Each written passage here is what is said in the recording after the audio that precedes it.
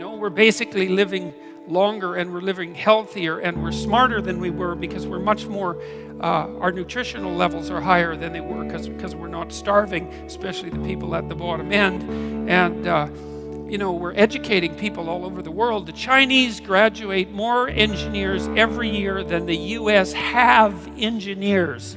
Now that's terrifying because we've got all these engineers already, and they're making gadgets at such a rate that you can't even keep track of the gadgets, right? You go online and there's all these technologies and all these subcultures using them, and you don't even know what the technologies are. If you're fully informed, you can't keep up with the new stuff that you might buy. And it's not like it's trivial technology. It's unbelievably powerful technology. I'm in awe of many of the young people that I work with because they're savvier about the technological infrastructure that constitutes the web than I am, because I'm old, and it's hard to keep up as you get old.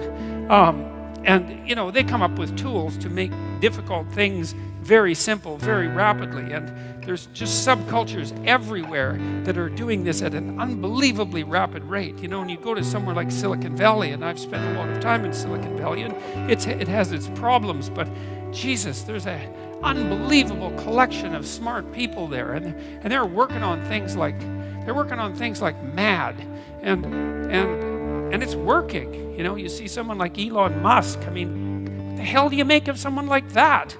What did he do? He made an electric car, which is basically impossible, and it works, which is basically impossible. And then he built an infrastructure so that you could charge the damn thing wherever you drove, and that was basically impossible. And then he made it cheap, because if you buy an electric car and you factor in the price of gas, the electric car is actually about as expensive as the gasoline car, and so that was unbelievable. And then he built a bloody rocket, which was 1/10 the price or less of a NASA rocket that you could reuse, which was impossible. And then he put one of his cars on top of the rocket, and he shot it up into space.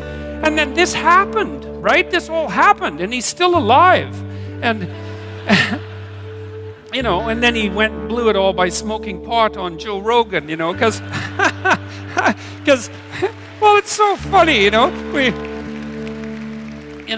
we like our insane geniuses predictable and safe, and so we don't want them doing strange things like having a tiny puff of marijuana on a show famous for marijuana. So anyways, that's all good news. It's all good news.